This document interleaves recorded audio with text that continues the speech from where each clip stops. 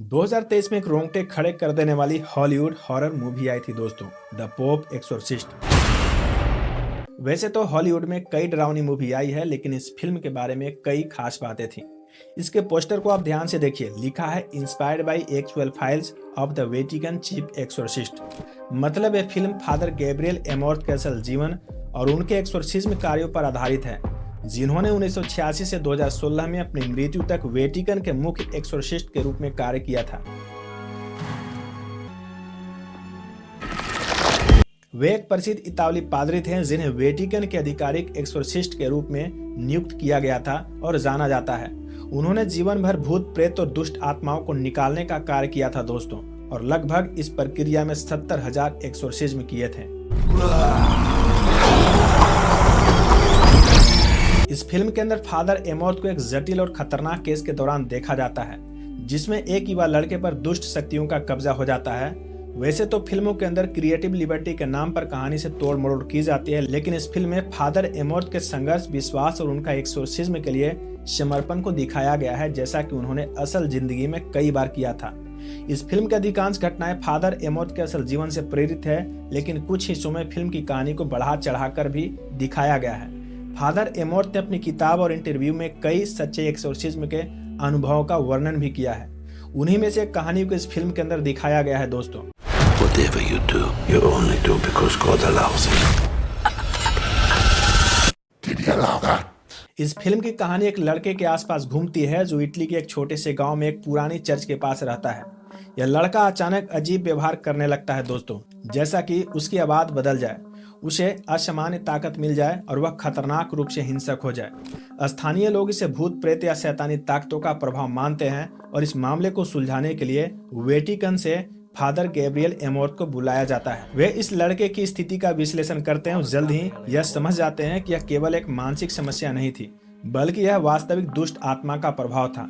उन्हें यह भी पता चलता है कि आत्मा सिर्फ लड़के पर ही नहीं बल्कि परिवार की पूरी पीढ़ियों पर कब्जा जमाए हुए है।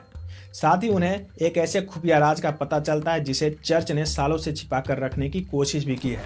फादर एमोर्थ को कुएं में जो राज का पता चलता है वह है वेटिकन के गुप्त दस्तावेजों, जहां पर कई सारे दस्तावेज मिलते हैं। यह दस्तावेज वेटिकन के गुप्त आर्काइव्स में रखे गए थे, जिनमें कैथोलिक चर्च के गुप्त और संवेदनशील जानकारी शामिल थी, जिनमें पोपों के गुप्त जीवन, चर्च के भीतर के संघर्ष और चर्च के इतिहास में कई अन्य गुप्त जानकारियां शामिल है। साथ ही उन्हें सिंहासन पर सड़ा हुआ कंकाल मिलता है जो पोप पायस 12 का था। यह बहुत बड़ा और चौंकाने वाला खुलासा था दोस्तों, जो यह समझने में मदद करता है कि वेटिकन में कुछ गहरे और गुप्त रहस्य हैं। यह खुलासा फादर एमोर्थ को यह भी समझने में मदद करता है कि पोप पायस 12 की मृत्यु के बारे में कुछ गुप्त और संवेदनशील जानकारी है जो बहुत समय से छुपाई जा रही है। इस कहानी में आगे बढ़ूं इससे पहले जान लेते हैं पोप पायस 12 आखिर कौन थे। दोस्तों, वे कैथोलिक चर्च के 260वें पोप थे। उनका जन्म इटली में हुआ था और उनका असली नाम यूजीनियो पेलेसी था। उन्होंने 1939 से 58 तक पोप के रूप में कार्य किया था। वह सेकेंड वर्ल्ड वार के दौरान पोप थे और उन्होंने युद्ध के दौरान नाजी जर्मनी और फांसीवादी इटली के साथ संबंधों को संतुलित करने की कोशिश भी किया था। वे अपने जीवन में कई महत्वपूर्ण कार्य को किए थे, जैसा कि उन्होंने कैथोलिक चर्च को सेकेंड वर्ल्ड वार के दौरान एक महत्वपूर्ण भूमिका निभाने में मदद की।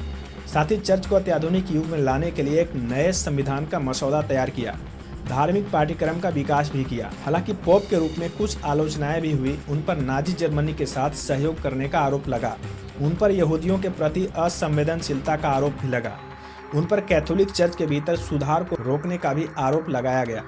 कुल मिलाकर दोस्तों, पोप पायस 12 एक जटिल और विवादास्पद व्यक्ति थे जिन्होंने कैथोलिक चर्च के इतिहास में एक महत्वपूर्ण भूमिका निभाई थी।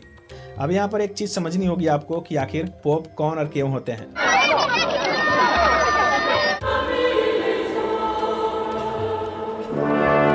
तो दोस्तों, पोप कैथोलिक चर्च का ही सर्वोच्च धर्मगुरु होता है। वह रोमन कैथोलिक चर्च का प्रमुख होता है और ईसाई धर्म के कैथोलिक संप्रदाय का नेता होता है। इनका पद विश्व के सबसे पुराने और सबसे शक्तिशाली धर्म गुरुओं में से एक है और उन्हें ईसा मसीह के प्रतिनिधि के रूप में भी जाना जाता है। तो ये थी कुछ जानकारियां। अब चलते हैं कहानी पर। इस फिल्म के अंदर क्लासिक एक्सोर्सिज्म की प्रक्रिया को दिखाई जाती है, जिसमें फादर गैब्रियल लड़के को शैतानी ताकतों से मुक्त कराने के लिए अपनी पूरी ताकत और विश्वास का इस्तेमाल करते हैं। इस दौरान वह शारीरिक, मानसिक और आध्यात्मिक रूप से कठिन संघर्ष करते हैं और इस फिल्म के अंदर डरावनी घटनाएं, तांत्रिक क्रियाएं और उग्र प्रदर्शन होते रहते हैं। उनका व्यक्तित्व भी काफी महत्वपूर्ण है दोस्तों, क्योंकि वह सिर्फ एक धार्मिक शख्स नहीं थे, बल्कि वह एक साहसी, मस्तमौला और मानवतावादी इंसान है। वह शैतान से लड़ते हुए खुद भी अपनी आस्था और अपने अनुभव के बारे में सोचते हैं, और उनका संघर्ष केवल लड़के को बचाने तक सीमित नहीं रहता, बल्कि यहाँ पर उनके आत्मविश्वास और आस्थाओं की परीक्षा भी होती है। उनका जीवन डर और भय से कहीं अधिक एक आध्यात्मिक संघर्ष को दर्शाती है, जहाँ पर एक पादरी अपने विश्वास, साहस और ज्ञान के माध्यम से शैतान और दुष्ट आत्माओं से मुकाबला करता है।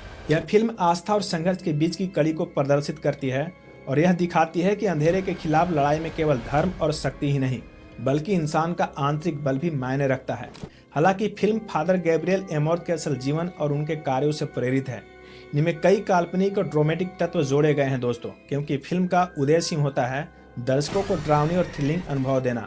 फादर एमोर्थ का जन्म 1925 में इटली के एक मोंटेफ्लेको में हुआ था। उन्होंने युवा अवस्था में धर्म का पालन करने का निर्णय लिया और पादरी बनने के बाद एक्सोर्सिज्म के क्षेत्र में अपनी विशेष पहचान बनाई। 1986 में उन्हें वेटिकन द्वारा आधिकारिक एक्सोर्सिस्ट के रूप में नियुक्त किया गया था, और उसके बाद उन्होंने कई वर्षों तक शैतान और दुष्ट शक्तियों से मुक्ति पाने के लिए कार्य किया। फादर एमोर्थ के अनुसार एक्सोर्सिज्म केवल एक धार्मिक कार्य नहीं था, बल्कि यह मानसिक और शारीरिक उपचार का एक तरीका भी था, क्योंकि वह मानते थे कि कई बार मानसिक विकारों के पीछे शैतान या दुष्ट आत्माओं का प्रभाव होता है।